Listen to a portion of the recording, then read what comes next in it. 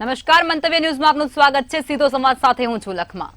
વડોદરામાં પ્રવાસે ગયેલા વિદ્યાર્થીઓ સાથેની બનેલી હરણી બોટ દુર્ઘટનામાં જેની અંદર વિદ્યાર્થીઓ અને શિક્ષિકા મળી અને કુલ 17 જેટલા લોકો હોમાઈ ગયા હતા। જો કે આ ઘટના બાદ તંત્ર એલર્ટ મોડ પર આવી ચૂક્યું છે અને તમામ જગ્યાઓ પર તેમના દ્વારા તપાસ કરાઈ રહી છે અને આ સાથે જ શાળા સંચાલક મંડળે વડોદરાની તમામ શાળાઓ માટે એક માર્ગદર્શિકા જાહેર કરી દીધી છે અને આ સાથે જ કહ્યું છે કે પ્રવાસ શક્ય હોય એટલા ટાળવા જોઈએ, કાર્યક્રમોમાં બને તેમ બાળકોને ન લઈ જવા, સાથે જ શાળાના બિલ્ડિંગ માટે બીયુ પરમિશન પણ ફરજિયાત કરવામાં આવે છે। પરંતુ આ બધા વચ્ચે દુર્ઘટનાને લઈ અને એસઆઈટી દ્વારા તપાસ હાથ ધરાઈ રહી છે। આટલો સમય વીત્યા છતાં પણ પરેશ શાહના પુત્ર, પુત્રી અને પત્નીનો કોઈ પતો નથી। સાથે જ ફરાર આરોપી ધર્મેન્દ્ર ભટાણી વિદેશમાં હોવાની માહિતી પણ મળી રહી છે। આટલો સમય વીત્યા છતાં આરોપીઓ હજુ ફરાર કેમ છે, તો આજ મુદ્દે કરીશું આજનો સીધો સંવાદ।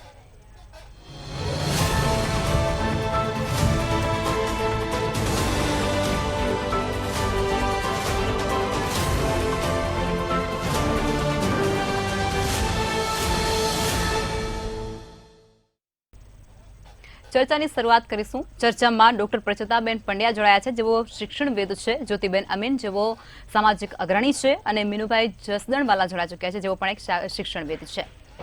પ્રચેતાબેન, આપ જણાવો કે જે પ્રમાણે હરણી બોટ દુર્ઘટના કાંડ બન્યો અને ત્યારબાદ હવે માર્ગદર્શિકા જાહેર કરવામાં આવી છે શિક્ષણ વિભાગ દ્વારા, પરંતુ આ સમગ્ર ઘટના આખી બની છે તેને તમે કઈ રીતે જુઓ છો? બહુ લાંબા ગાળે પણ એક બહુ સારો મુદ્દો મંતવ્ય ન્યૂઝ દ્વારા ઉપાડવામાં આવ્યો, એના માટે તો હું સરાહના કરીશ તમારી। બીજી એક વિગત એ છે કે આ આખી ઘટનામાં સમયગાળો જો જોવા જાઓ તો ક્યારેક બરોડામાં બને છે, ક્યારેક મોરબીમાં બને છે। આપણે ત્યાં વસ્તીનો પ્રશ્ન છે એ આપણે જાણીએ છીએ, પણ જ્યારે સ્કૂલના બાળકો સાથે, એટલે બે બાબતો, એક આરોગ્યને લગતી અને શિક્ષણને લગતી બાબતની અંદર કોઈ પણ દેશની અંદર ક્યારેક કોઈ રાજનીતિ ન થવી જોઈએ, એક બહુ મહત્વની ઘટ છે। અને શિક્ષણના ક્ષેત્રે વરેલા પ્રવાસમાં નહીં લઈ જવાનો જે એક ટ્રેન્ડની વાત કરી કે ભાઈ હવે નહીં લઈ જવામાં આવે, તો એ તો વિદ્યાર્થીના તમે સર્વાંગી વિકાસની ઉપર તમે એક પ્રશ્ન ઊભો કરી રહ્યા છો। એટલે તમારા દ્વારા ક્યાંકથી ક્યાંક ચૂક થાય છે એટલી હકીકત છે। સરકાર પાસે તંત્ર છે, એ તંત્રમાં કામ કરવાની પદ્ધતિઓ છે, આજે પણ હતી અને પહેલા પણ છે। ઘટે છે શું? તો ઈચ્છા શક્તિ। હરણી તળાવની અંદર જે ઘટના ઘટી એ પૂર્વે પણ ઘણી બધી ઘટનાઓ એવી ઘટી છે કે જ્યાં આગળ તંત્ર અથવા તો પ્રશાસન આપણને ક્યાંક નબળું દેખાયું છે અને આજ દિન સુધી એ વ્યક્તિઓને આપણે નથી પકડી શક્યા। તો ક્યાંક કોઈક મિસિંગ છે, કોઈ પાર્ટ, એ એક સમજવું પડશે। શું કોઈની ઈચ્છા શક્તિથી આ વ્યક્તિઓને મળ્યા હતા ટેન્ડર વગેરે પ્રશ્નો ઊભા થાય, પણ આખરે પાઘડીનો વળ છેડે આવે, કોઈ પણ સંજોગોમાં એક પણ બાળકનું મૃત્યુ એ કોઈ પણ દેશના નાગરિકનું મૃત્યુ છે। એમાંથી કેટલાય હોનહાર વિદ્યાર્થીઓ, કેટલાયના બાળકો પહેલા બીજા બાળકો હતા, અથવા તો એટલે કોઈ લોસ જે છે એ એક્સેપ્ટ કરી શકાય એવો જ નથી। અને શિક્ષણના ક્ષેત્રમાં જ્યારે આ થાય, એમાં બે શિક્ષિકાઓના પણ આ સંદર્ભમાં તો મૃત્યુ થયા છે, તો એ પરિવારોનું શું, એ પણ એક બહુ મહત્વનો પ્રશ્ન ઊભો થાય છે। મારા મતે રાજકીય ઈચ્છા શક્તિ ઈચ્છે તો બધું જ કરી શકવા માટે સમર્થ છે એવી સ્પષ્ટ અનુભૂતિ છે, પણ ક્યાંક ઈચ્છા શક્તિનો અભાવ જરૂર વર્તાય છે। બિલકુલ, ચોક્કસથી। જ્યોતિબેન, આપ એ જણાવો કે અત્યારે દુર્ઘટનામાં આરોપી હજુ પણ ક્યાંક ફરાર છે, ફક્ત તપાસ ચાલી રહી છે, આ મુદ્દે આપ શું કહેશો અને તમારી શું પ્રતિક્રિયા છે આ મુદ્દે? લખમાં આપણા રાજ્યમાં કશે પણ એવું નથી કે દુર્ઘટનાઓ નથી ઘટતી। મૂળ મુદ્દો એ છે કે દુર્ઘટના ઘટ્યા પછી તપાસ નીમી દેવામાં આવે છે ને એનું પછી નાટક મહિનાઓ સુધી ચાલ્યા કરે અને પછી લોકો ભૂલી જાય, એટલે પછી ફીંડલું વાળીને મૂકી દેવામાં આવે, રિપોર્ટ કંઈ જાહેર થાય નહીં। મૂળ મુદ્દો એ છે કે દુર્ઘટનાઓ ના ઘટે એના માટે શું કરવામાં આવે છે. શું એક દુર્ઘટના ઘટી હોય એની ઉપરથી થોડુંક આમ કે ધડો લઈને આપણે પછી ફરી વખત એ રિપીટ ના થાય એ દિશામાં પગલાં લેવાય છે ના. હવે અત્યારે જે આપ્યું છે એ બહુ વિચિત્ર મને લાગી રહ્યું છે કે અત્યારે જે હરણી બોટકાંડ થયો એને લીધે આ તો પાડાના વાંખે પખાલીને ડામ અને જવાબદારી બરાબર ના નિભાઈ. એટલે જવાબદારી સારી રીતે નિભાઈશું એના બદલે અમારે તો જવાબદારી લેવી જ નથી. આ એ જાતનું થયું છે. હવે આજે બાળકોને પ્રવાસમાં નહીં લઈ જવા એવો એક ફતવો જાહેર કરવામાં આવ્યો છે. આપણે જાણીએ છીએ કે ચોપડિયું જ્ઞાન હોય એના કરતાં પ્રવાસમાં બાળકોને ખરેખર રિયલ દુનિયાનો થોડો અનુભવ નજીકથી થતો હોય અને આપણા બધે નાના હતા પ્રવાસમાં ગયેલા જે સંસ્મરણો હોય એ આજે આપણે મા બાપ કે પરિવાર સાથે જે ફરવા જઈએ એના કરતાં અનેક ગણો આનંદ અને યાદગાર અનુભવો જે આખી જિંદગી જોડે રહેતા હોય એ હોય છે આપણી સ્કૂલના પ્રવાસો. હવે એનાથી આ બાળકોને વંચિત રાખીએ તે શું બહુ મહાન કાર્ય છે. અને આજે નહીં લઈ જાય એના બદલે કેમ એમ નથી કહેવાતું કે અમે વધારે જવાબદારીપૂર્વક લઈ જઈશું. બીજું શિક્ષકોએ તો જવાબદારી નિભાવી હતી. પ્રવાસ લઈ જવો એ બિનજવાબદાર કામ નથી. પણ ત્યાં જે બોટમાં બેસાડવામાં આવ્યા ત્યારે શિક્ષકોએ વિરોધ ઉપાડ્યો હતો કે ભાઈ આટલા બધા નથી બેસવું. તો એ જે એના ચલાવનારા નાવિકો હતા એમણે કહ્યું કે બેન અમારું તો આ રોજનું કામ છે, કશું નહીં થાય, અમે અમારી રીતે રોજ વધારે માણસો ભરીને લઈ જઈએ. આમાં વાંક કોનો હતો? બોટનો. એટલે અને આમાં દંડ કોને મળી રહ્યો છે? તો કે ભાઈ બાળકોને પ્રવાસથી વંચિત રાખીને. એટલે આ તો મને કોઈ રીતે ગળે નથી ઉતરી રહ્યું. આ ફક્ત પેલું કે ને થાબડભાણા દેખાડા માટે એક્શન લેવાની વાત છે. અને આજે શું સ્કૂલ કોઈ આજે પરમિશન લઈને પ્રવાસે લઈ જશે અને ત્યાં જો આવી જ રીતે કોઈને કોન્ટ્રાક્ટ આપવામાં આવ્યો હશે તો દુર્ઘટના નહીં ઘટે. દુર્ઘટના ઘટે એના માટે કંઈ ડીઓની કચેરીથી તમે પરમિશન લો એ કોઈ રીતે ક્યાં કનેક્ટ થાય છે મને નથી સમજાયું. પણ આ ખાલી એવું છે કે ભાઈ અમારે જવાબદારી નિભાવતા નથી આવડતી એટલે અમારે નથી લેવી. જી બિલકુલ ચોક્કસથી તમે કહી રહ્યા છો એ વાતથી સહમત છીએ. મીનુભાઈ આપ એ જણાવો કે માર્ગદર્શિકા જાહેર કરાય છે એ યોગ્ય ન ગણી શકાય. કારણ કે વિદ્યાર્થીઓ છે એનું મન પ્રફુલ્લિત થાય, એ કંઈક નવું શીખે એટલા માટે અને એનો માનસિક વિકાસ થાય એટલા માટે પ્રવાસનું આયોજન કરવામાં આવતું હોય છે. તો પછી આ કઈ પ્રકારની માર્ગદર્શિકા તેઓએ જાહેર કરી છે?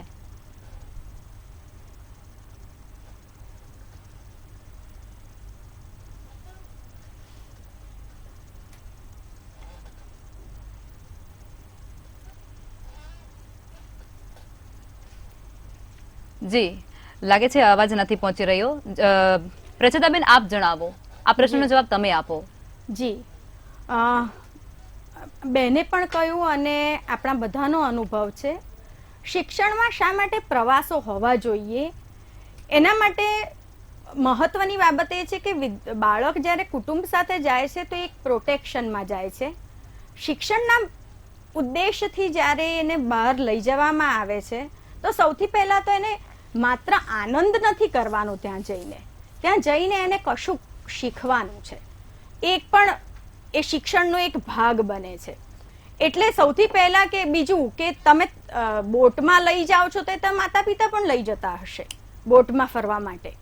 લઈ જવા જોઈએ. ઐતિહાસિક સ્થળોએ લઈ જાઓ. ઇતિહાસની બાબતથી બાળકોને વાકેફ કરો. જ્યાં ડુંગરાળ પ્રદેશ છે, જ્યાં બહુ જંગલો બહુ સારા છે, કે જ્યાં આગળ વન્ય સૃષ્ટિની નજીક જઈને બાળકને પર્યાવરણનો એક અનુભવ કરે. એટલે એક મને ચોક્કસપણે હંમેશા એવું લાગતું રહ્યું છે કે સ્કૂલના પ્રવાસો એ બહુ સમજણથી એક ટૂર ઓપરેટર અને શૈક્ષણિક સંસ્થા આ બે એકબીજાની સાથે મળીને કરે છે. એની પાછળનો કોઈ શૈક્ષણિક હેતુ જે ખરેખર હોવો જોઈએ એ બહુ ઓછો જોવા મળે છે. કારણ કે એને ત્યાં જઈને શું શીખ્યા એ પણ એક બહુ મહત્વની બાબત છે. એટલે એ બાબતમાં તો હું એમ કહીશ કે શિક્ષક આ જે ઘટના માટે થઈને જે આ બધાએ નક્કી કર્યું કે ભાઈ હવે શિક્ષણ આપણે લઈ ન જવું, તો એ તો બહુ દુર્ભાગ્યપૂર્ણ ઘટના છે. એ ન થવું જોઈએ એ પ્રમાણે.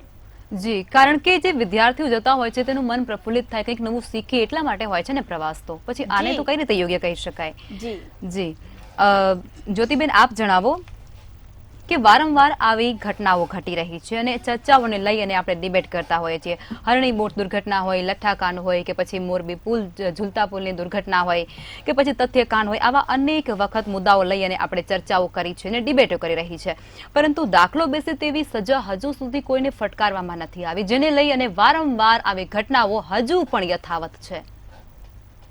બિલકુલ લખમાં, કારણ કે આ બધાની જો આપણે એકદમ મૂળમાં જઈએ ને, બધી જ ઘટનાઓ કોઈ પણ, તો એના મૂળમાં ભ્રષ્ટાચાર છે. કારણ કે આજે આપણે જોયું કે મોરબીનો પુલ કાંડ થયો, કે હાટકેશ્વર બ્રિજનો થયો, કે પછી હમણાં બોટનો કાંડ થયો, એની પહેલાં કાંકરિયામાં રાઈડ પણ પડી ગઈ હતી. એટલે ઘણી બધી દુર્ઘટનાઓ અટકવાનું નામ નથી લેતી. પણ જ્યારે પછી આવી કંઈ દુર્ઘટના ઘટે અને પછી જ્યારે બધા પેલા હાડપિંજર બહાર નીકળે, ત્યારે આપણને ખબર પડે કે ભાઈ જેને કોન્ટ્રાક્ટ આપવામાં આવ્યો તો એમને તો આ કામ સાથે દૂર દૂર સુધી કોઈ લેવા દેવા જ નથી, અનુભવ પણ નથી. આપણે જઈએ તો મોરબીમાં તો ઘડિયાળવાળાની કંપની હતી, એવી રીતે આમાં કોઈ નાસ્તાવાળા ફરસાણવાળા ભાઈ હતા જેમને કોન્ટ્રાક્ટ આપવામાં આવ્યો હતો અને એમને પછી પેટા કોન્ટ્રાક્ટ આપેલા. એટલે આમાં જે મળતિયાઓને કોન્ટ્રાક્ટ આપવાની આપણે ત્યાં હવે આ સિસ્ટમ શરૂ થઈ ગઈ છે ને, એના બધા હવે આ દુષ્પરિણામ દેખાવાના શરૂ થઈ ગયા છે. અને મને લાગે છે પહેલાં પણ આ બધી વસ્તુઓ હતી, પણ આટલા મોટા પ્રમાણે હવે એક પછી એક ઘટનાઓ જે રીતે બહાર આવી રહી છે, તો મને એવું લાગે છે કે છેલ્લા 5-7 વર્ષમાં આ રીતના કોન્ટ્રાક્ટો મળતિયાઓને આપવાનું ચલણ વધી ગયું છે અને એને જ કારણે આ દુષ્પરિણામ દેખાઈ રહ્યા છે. અને બીજી વસ્તુ એ થાય કે જ્યારે આવી રીતે કોન્ટ્રાક્ટ આપવામાં આવે છે ને, એટલે એમાં બજેટ વધી જાય છે. કેવી રીતે? કારણ કે આ લોકો એમની મલાઈ ખાઈને નીચે પછી પેટા કોન્ટ્રાક્ટરને આપે, હવે એને બી નફો કાઢવાનો હોય, એટલે સરવાળે જે બજેટ મંજૂર કરવામાં આવે એ વધારે હોય, પણ નીચે પેલાને લો બજેટમાં કામ કરવાનું હોય, એટલે ત્યાં ક્વોલિટી સાથે કોમ્પ્રોમાઇઝ થાય. અને એ જ કારણ છે કે આજે વધારે પડતું બજેટ આપ્યા છતાંય ક્વોલિટી સર્વિસ ના મળે, એ આ બધી વસ્તુઓનું જડ છે. એટલે ખરેખર આ રાજકીય જે ઈચ્છા શક્તિ છે કે ભાઈ બજેટમાં યોજનાઓ જાહેર થાય છે, એના બજેટ જાહેર થાય છે, પણ આજે છેવાડા સુધી ક્વોલિટી કેમ નથી પહોંચતી, એના જડમાં આ છે. એટલે એ નાબૂદ કરવું પડશે અને એના માટે તો રાજકીય ઈચ્છા શક્તિ જ જોઈશે, કારણ કે આ રાજકીય ઈચ્છા શક્તિથી જ આ કોન્ટ્રાક્ટો અપાય છે. બિલકુલ, ચોક્કસથી. મીનુભાઈ, આપ એ જણાવો કે તંત્ર હંમેશા દુર્ઘટના ઘટ્યા બાદ જ કેમ જાગે છે, બાદ જ કેમ એલર્ટ મોડમાં આવી જાય છે, એક્શન મોડમાં આવી જાય છે અને માર્ગદર્શિકા જાહેર કરી નાખે છે? શું આ પહેલા દુર્ઘટના પહેલા માનવ જીવની કોઈ કિંમત જ નથી આંકતા તે લોકો? એટલે તંત્ર એક્શન મોડમાં આવી જાય એ વાત બધી સાચી. સૌથી પહેલા તો આપણે ખરેખર દુઃખ વ્યક્ત કરીએ આ ઘટના અને જ્યારે આપણા ધ્યાનમાં આવી ત્યારે. પણ મને લાગે છે કે તંત્રએ શું કરવું જોઈએ, સ્કૂલે શું કરવું જોઈએ. ફિલ્ડ ટ્રીપ્સ અને પિકનિક્સ બંધ કરી દેવી એનું કોઈ સોલ્યુશન નથી. ફિલ્ડ ટ્રીપ્સ અને પિકનિક્સનો ઉદ્દેશ્ય શું છે કે ક્લાસમાં ભણાવાતું એજ્યુકેશન અને જ્યારે બાળક રિયલ લાઈફમાં જાય, એ બે વચ્ચેનો જે સમયગાળો છે એને હેન્ડ્સ ઓન ટ્રેનિંગ કહેવામાં આવે છે ને, એટલા માટે જ ફિલ્ડ ટ્રીપ્સ અને પિકનિક્સ આપણે કરતા હોઈએ છીએ. હવે ખરેખર શું હોવું જોઈએ, મારે હમણાં જ થોડી વાર પહેલા એક મિત્ર સાથે વાત થતી હતી, ભરતભાઈ સુરેજા સાથે, જેઓ સાહસિક પ્રવૃત્તિના કોચ છે. તો એમણે કીધું કે આવી દુર્ઘટનાઓ આપણે ટાળી શકીએ એના માટે શું કરવું જોઈએ. તો તમે કોઈ સાહસ પ્રવૃત્તિઓને એન્કરેજ કરો છો, ખૂબ સારી વાત કહેવાય, સ્કૂલ માટે પણ સારી વાત કહેવાય, તંત્ર માટે પણ સારી વાત કહેવાય, અને વાલીઓ અને વિદ્યાર્થીઓના પણ હિતમાં આ વસ્તુ છે. તો તમે જ્યારે કોઈ બોટમાં પ્રવેશ કરો છો ત્યારે ટીચર તરીકે અને મેનેજમેન્ટ તરીકે એક જે જવાબદાર વ્યક્તિ છે એ લોકોએ એ જોઈ લેવું જોઈએ કે આ બોટની કેપેસિટી શું છે, બોટની હેલ્થ શું છે. અને સામાન્ય રીતના જ્યારે કોઈ પણ પેસેન્જર બોટની અંદર આવે છે ત્યારે એનું એક માર્કર હોય છે. એ માર્કરથી જો બોટ નીચે જાય, પાણીમાં ગરકાવ થવા માંડે, તો સમજી લઉં કે આ કેપેસિટી હવે આવી ગઈ છે.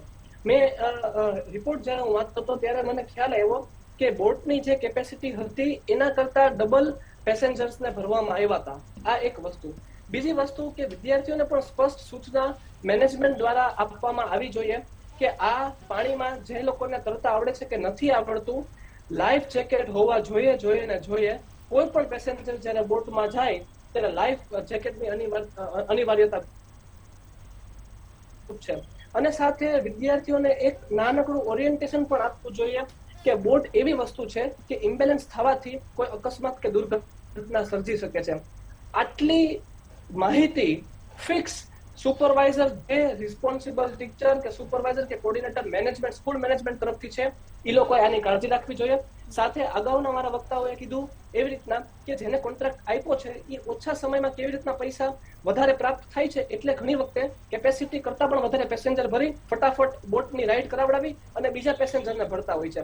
તો તંત્રએ એક સ્પષ્ટ રીતના ગાઈડલાઇન્સ બહાર પાડવી જોઈએ કે આ જે મેં તમને સ્ટેપ્સ નું સૂચન કર્યું, વર્ણન કર્યું, એ સ્ટેપ્સ નું ખરેખર અમલવારી થવી જોઈએ, તો આપણે આવી ભવિષ્યની દુર્ઘટનાથી બચી શકશું. બાકી આ સિલસિલો આપણે ભૂતકાળમાં પણ જોયો અને અત્યારે પણ આપણે જોઈએ છે અને આ સિલસિલો ઘણા સમયથી ચાલુ છે. તો મને લાગે છે કે તંત્ર એ આ બાબત ઉપર એક ફિક્સ ગાઈડલાઇન્સ બહાર પાડી અને સજાગ થવું જોઈએ.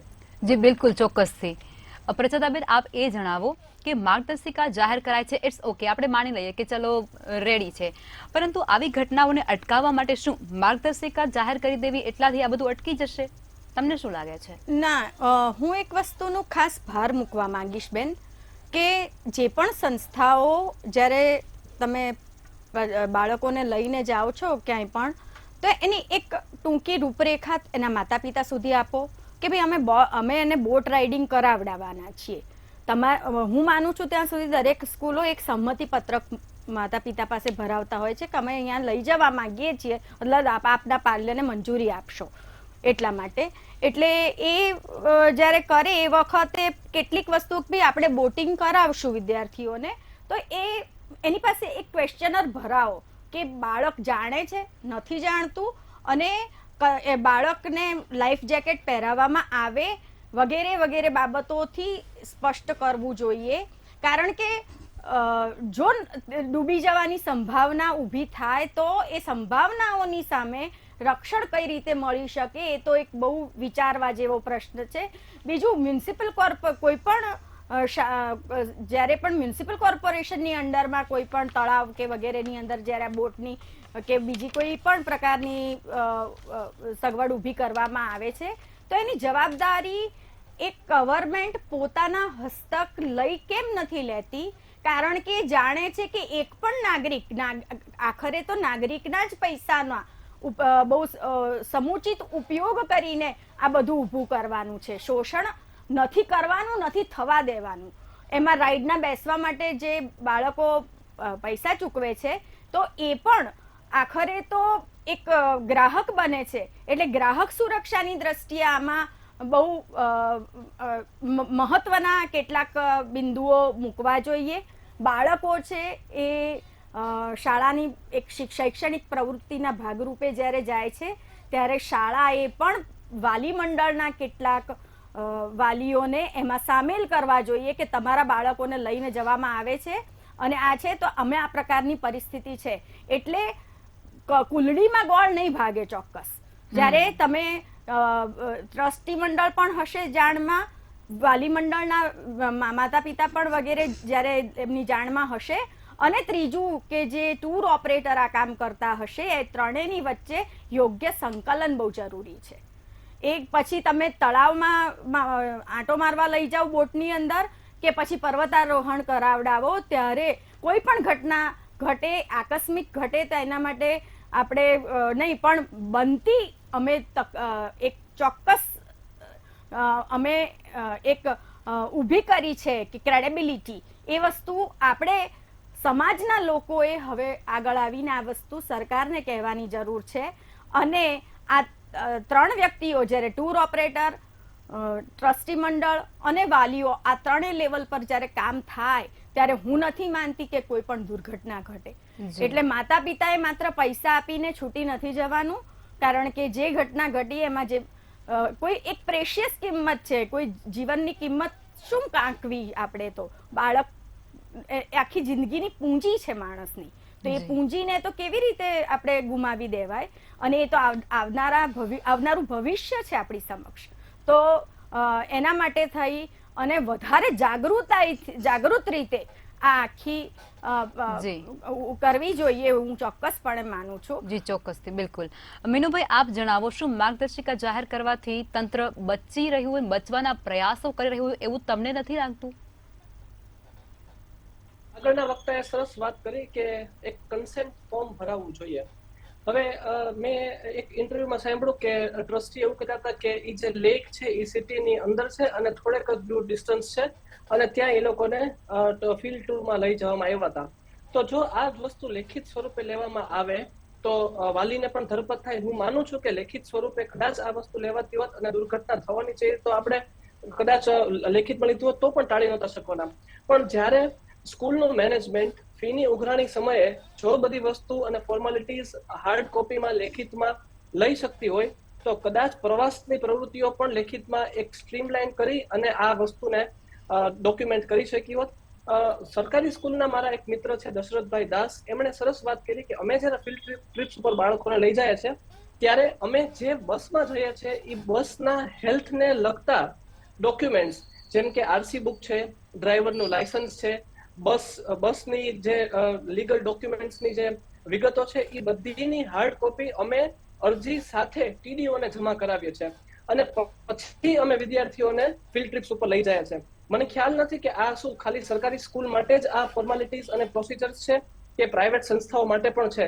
જો પ્રાઇવેટ સંસ્થાઓ માટે ન હોય તો પ્રાઇવેટ સંસ્થાઓ માટે પણ આ પ્રોસિજર થવી જોઈએ કે લોકલ ડીઓને કે કઈ જાણ આપણે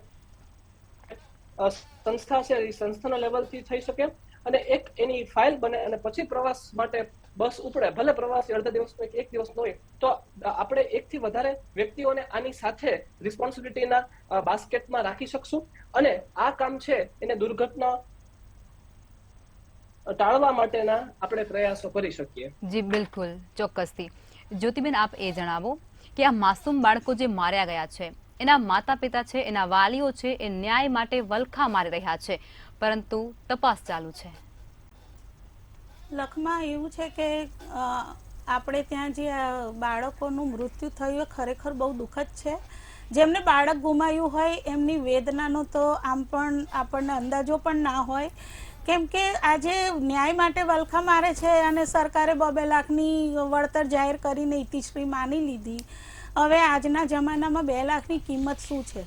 એટલે આમ બસ આમ જીવનની આપણે ત્યાં જે કિંમત નથી એની આ મોટી વાત છે. બીજી વસ્તુ હું એ તરફ કહેવા માંગીશ કે અત્યારે આપણે જે ચર્ચા ચાલી રહી છે તો શું વાલીઓની સંમતિ લેવામાં નથી આવી? કદાચ સ્કૂલની એટલી ભૂલ હશે, પણ જો લેવામાં આવી હોત તો આ દુર્ઘટના રોકાત કે પછી ડીઈઓ કચેરીની સંમતિ લીધી હોત તો રોકાત. મૂળ કારણ શું હતું? મૂળ કારણ એ જ હતું કે સેફટી સ્ટાન્ડર્ડ નહોતા. એટલે ફોકસ ત્યાં કરવાનું છે કે ભાઈ આજે સ્કૂલ ચોક્કસ એટલું કરી શકે, એમની જવાબદારીમાં એટલું આવે કે જો ત્યાં આગળ સેફટી સ્ટાન્ડર્ડ ના હોય તો એમને ઇનકાર કરી દેવો જોઈએ કે અમારે નથી જ બેસવું અને કાં તો તું આટલા જ માણસ લઈ જા, તારી કેપેસિટી પ્રમાણે તો જ અમે બેસીશું. તો આ વસ્તુ ચોક્કસ સ્કૂલની જવાબદારીમાં આવે અને ખરેખર આપણે ત્યાં જે પ્રવાસો હોય છે તો આમ તો મોટે ભાગે મંદિરો કે બગીચા કે એવી જગ્યાએ લઈ જવાતા હોય છે, એટલે ત્યાં એવો સેફટી ઇસ્યુ હોતો નથી. પણ જ્યારે પાણીમાં કે ટ્રેકિંગ ઉપર લઈ જવાતું હોય ત્યારે ચોક્કસ સ્કૂલે ચેક કરી લેવું જોઈએ કે ત્યાં રિસ્ક ફેક્ટર કેટલું છે અને ખરેખર જો લાગતું હોય કે ત્યાં આગળ સેફટી સાથે સમાધાન થયા છે તો ત્યાં જવું જ ના જોઈએ અને એ લોકોને ફરજ પાડવી જોઈએ, કારણ કે છેલ્લે એમને પણ કસ્ટમર્સ જોઈએ છે. તો એમની સાથે પણ શરત અને આ બધું પ્રવાસ ચાલુ થાય એ પહેલાં કરી લેવું પડે કે ભાઈ તમારે ત્યાં બોટિંગ અમે કરવા આવવાના છે અમારા બાળકો, તો તમારે ત્યાં લાઈફ જેકેટ છે કે નહીં, તમારી એક બોટની કેપેસિટી કેટલી છે, એટલે કેટલા બાળકોને કેટલો ટાઈમ લાગશે. મૂળ કેવું હોય કે સમય ઓછો હોય અને બધા જ બાળકોને ફેરવવાના હોય ત્યારે પણ આવું પછી સમાધાન કરવામાં આવતું હોય છે. એટલે બધી જે ગણતરી હોય એ પહેલેથી મૂકી દેવી જોઈએ, નહીં તો એ જગ્યાનો કેન્સલ કરીને બીજી જગ્યા લઈ શકાય. એવું તો કંઈ હતું નહીં કે આ જ જગ્યાએ જવું જોઈએ, આપણે ત્યાં જગ્યાઓ ઘણી છે. એટલે જ્યાં ખરેખર જીવને જોખમ હોય એવી જગ્યાઓ ચોક્કસ ટાળો, પણ એના માટે આખા પ્રવાસો જ બંધ કરી દેવા એ તો બહુ અયોગ્ય લાગી રહ્યું છે. અને આ જવાબદારી હવે સરકાર ખંખેરવા માંગે છે એ પણ છે, કારણ કે આજે સ્કૂલના બાળકો સાથે થયું તો તમે પ્રવાસ ઉપર બેન મૂકો છો. હોઈ શકે કાલે હવે આખી બોટ ભરેલી હોય ને ઊંધી પડી જાય તો ઘણા બધા ફેમિલી અંદર ડૂબી જાય, તો શું એ સરકારની જવાબદારી ના બને? તો તમે કોની ઉપર દોષનો ટોપલો ઢોળશો? એટલે મૂળ મુદ્દો એ છે કે જ્યાં સેફટી હોવી જોઈએ ત્યાં હોવી જોઈએ, એના માટે કોઈ સમાધાન ના હોય. જી ચોક્કસથી સમયનો અભાવ છે, એટલે જ્યોતિબેન, મીનુભાઈ અને પ્રચેતાબેન અમારી સાથે ચર્ચામાં જોડાયા તે બદલ ધન્યવાદ. વિદ્યાર્થીઓના મનને પ્રફુલ્લિત કરવા, ગમત સાથે જ્ઞાન આપવા, તેમને પ્રકૃતિની ઓળખ કરાવવા, તેમને કુદરતી વસ્તુઓ સાથે સીધો સંપર્ક કરાવવા માટે પ્રવાસે લઈ જવામાં આવતા હોય છે. ત્યારે કોઈ ઘટના બને છે, કોઈ દુર્ઘટના સર્જાય છે અને તેના માટે એસઆઈટીની રચના થાય છે, તપાસના આદેશ થાય છે. પણ કેવા પ્રકારની સજા થાય છે તે આપણે સૌ કોઈ જોઈ રહ્યા છીએ. કોઈ ઉગ્ર સવાલ કરવામાં આવે છે તો તપાસ ચાલુ છે અને જવાબો સંભળાય છે. પોતાના ભૂલકાઓને ખોનારા એ માતા પિતા ન્યાય માટે વલખા મારે છે, પણ હજુ તપાસ ચાલુ છે. આ સાથે જ ચર્ચાને સમાપ્ત કરીશું. નમસ્કાર.